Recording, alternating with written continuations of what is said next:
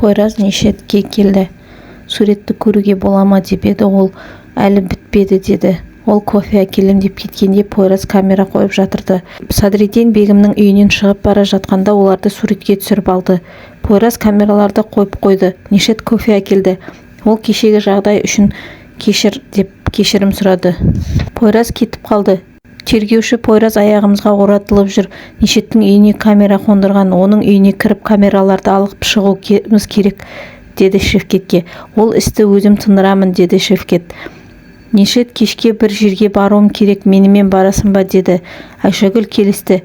Шевкет Ихсанға звондап Пойраз Нишеттің үйіне камера қондырды деп айтып қойды. Ихсан Нишетке камера бар үйіңде деді. Ихсан алып тастай аласың ба деп еді. Нишет жоқ, менде басқа жоспар бар деді. Бұл Фуаттармен байланысты деді Пойраз. Зулпхар мен Милтемге. Ихсан Нишетке келіп Пойраз бен Тарықты сен таныстырдың ба деп ұрып тастады. Зулпхар мен Милтем мынаны өлтіретін болды деді. Пойраз оған сенбеді. Олар бәрін камерадан көріп отырды. Фуат Садриддинге Тарық өлді, енді орнына адам табу керек деді. Садриддин өзім біреуді табамын деді. Қанша уақытымыз бар деп еді. Фуат мүлдем уақыт жоқ деді. Әзірбекке тауар керек деді біреуі келіп. Садриддин ол кім деп еді. Ол таблеткаларды шығарады, сосын дайындап бізге жібереді деді Фуат. Мен неге бұл жайлы білмеймін деп еді. Садриддин енді білетін боласың деді. Кешкісін бір жерге барады, қорғаушы сұрады деп еді. Табамыз деді Фуат. Қонақ үйде болады деді. Садриддин Пойразға звондап, есірткі өндіретін бір адам бар екен. Кешке ошын қонақ үйінде қонақ асқа барады деді. Нишет Айшагүлмен кешке келді. Пойраздар да сол жерде болды. Олар есірткі шығарушыны ұстауға келді. Айшагүл Пойразды көріп қалды. Пойраз да Айшагүлді көрді. Оларға келді. Пойраз Айшагүлмен билеп кетті. Нишет ашуланып кетіп қалды. Жалтырбас әргі адам келді деп еді. Зулпхар сен қайдан білесің деді. Ақ шашты қасында қорғаушылары бар деді ол. Милтем тексеріп келейік деп Жалтырбаспен кетіп қалды. Милтем Пойразға келіп оны ұстаймыз деді. Кімді деді Айшагүл. Нишетті ұстайын деп жүр деп ойлады ол. Бегім Садриддинмен құшақтасып тұрған суретін көрді. Садриддинге звондап Сүнгіл істеген газетке шығарған деді. Ол осында кел деп қонақ үйге шақырды оны. Ол иә деді. Садриддин қонақ үйге Сүнгілді де шақырды. Ол қуанып кетті. Не кисем екен деп. Милтем есірткі шығарушы адамның үстіне су төкті.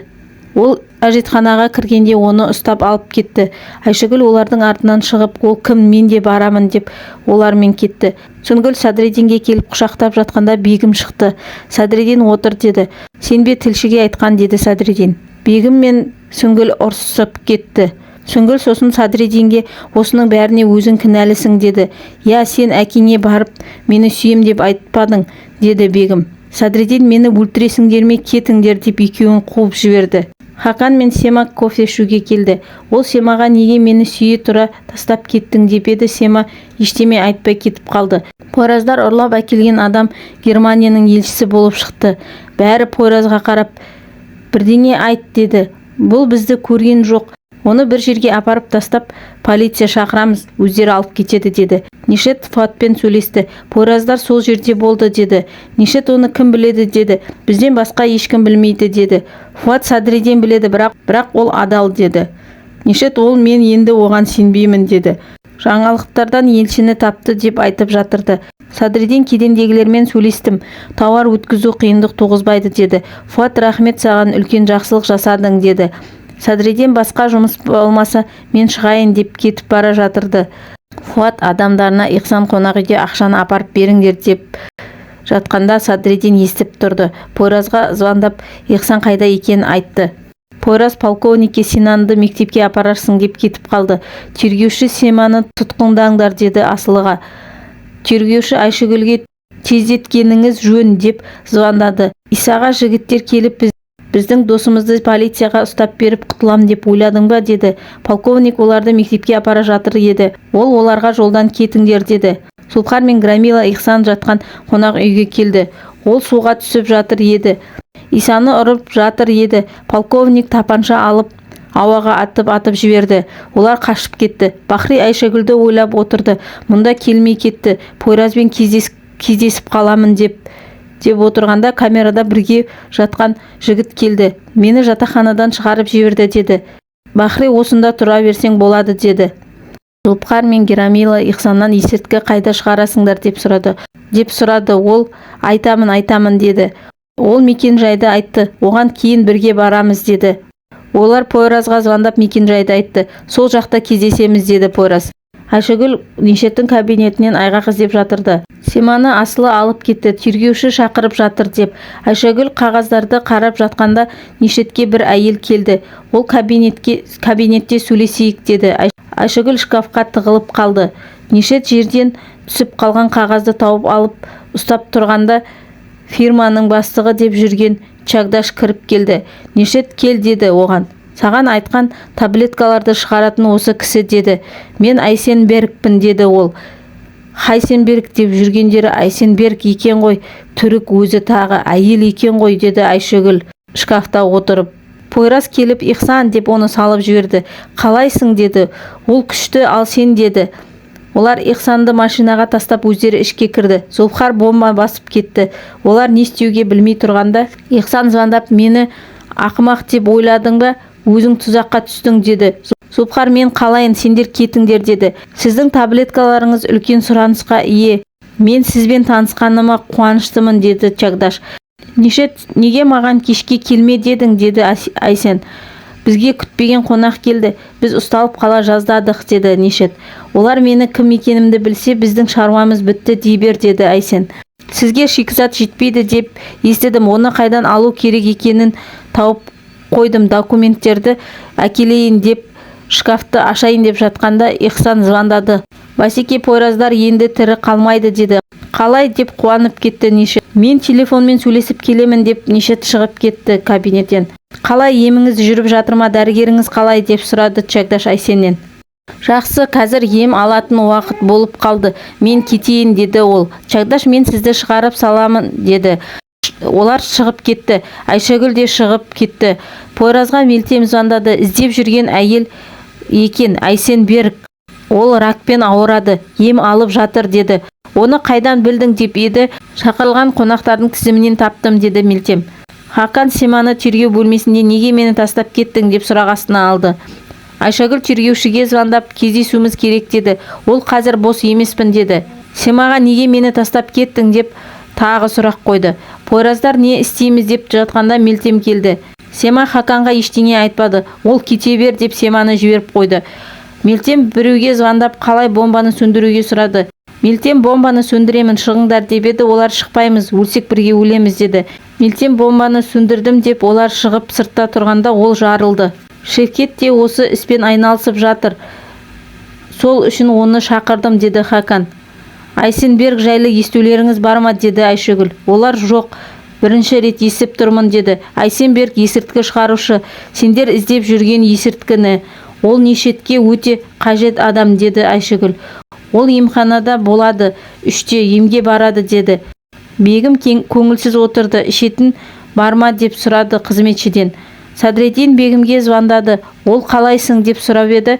Сен қорқақсың, ақымақсың, жетесің. Сүңгіліңе бар, сен маған енді керек емессің деп телефон тастады. Асылылар Айсенді алып кетеміз деп тұрғанда Зұлпқар, Грамила, Мелтем үшеуі алып кетті. Шевкет жаман жаңалығым бар. Пойраздың адамдары Айсенбергті алып кетті деді тергеушіге. Айшагүл де қасында еді. Тергеуші Шевкетке бәрін ұстаңдар, Пойразды да деді.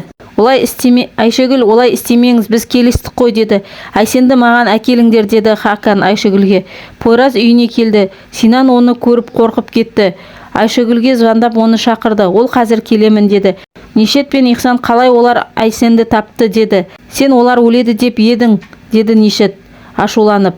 Айсенге бәрін айтқыса біз бәрінен айырыламыз деді. Қалай іздейміз деп еді. Ихсан Садреддинді пайдалан деді Нишет. Жалтырбастар Айсенді Мелтемге әкелді. Айсен су беріңдерші деді. Пойраз бомбаны жарылғанынан құлағы естімей қалды. Айшагүл Пойраздың үйінде болды. Зұлпқар звондады, ол естімеді. Олар оған хабарлама жазамыз деді. Айшагүл кіммен тығылып сөйлесіп жатырсың деп телефонына жабысты. Пойраз шаруам бар деп шығып кетті. Айшагүл оның артынан кетті. Бахри мен Диспена кофе ішіп отырды. Сүңгіл газет алып келді. Әке, мынаны көрдің бе деп суретті көрсетті.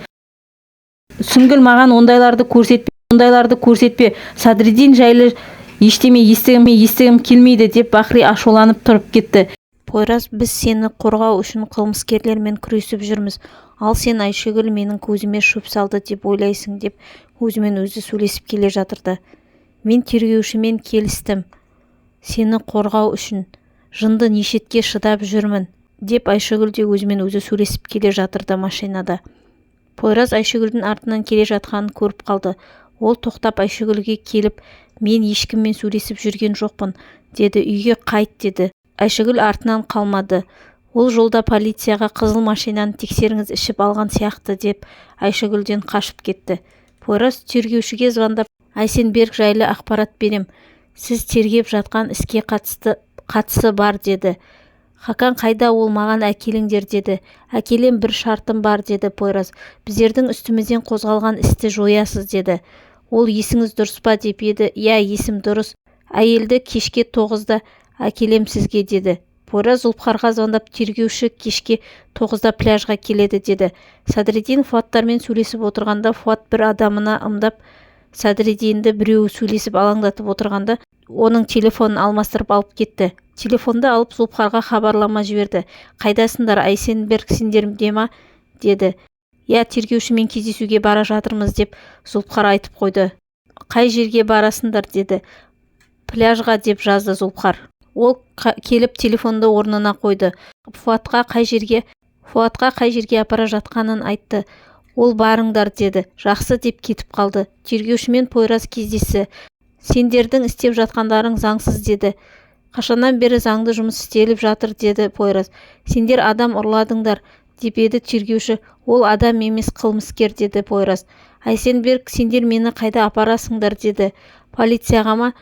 Жоқ, менде ақша көп, деді. Сенің арам ақшан керек емес бізге, деді Жалтырбас.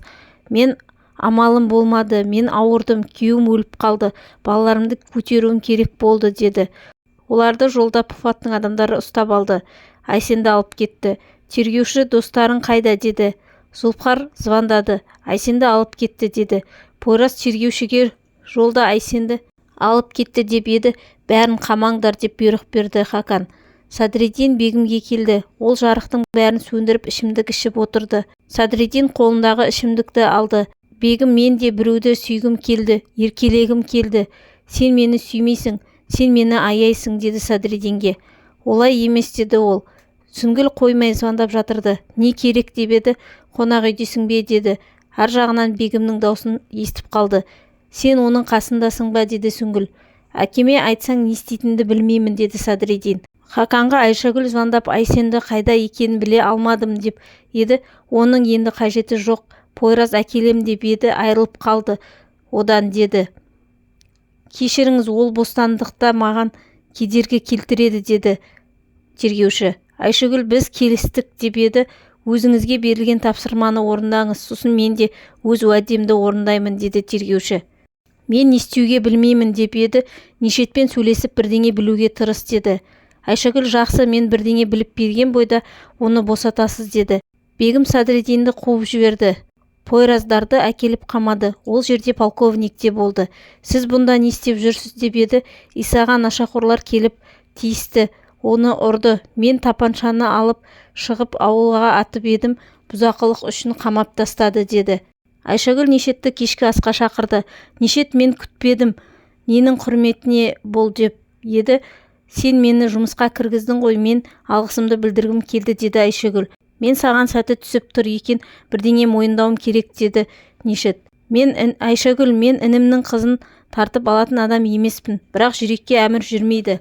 Егер сендер айырылыспасаңдар, мен мұны саған айтпайтын едім, деді.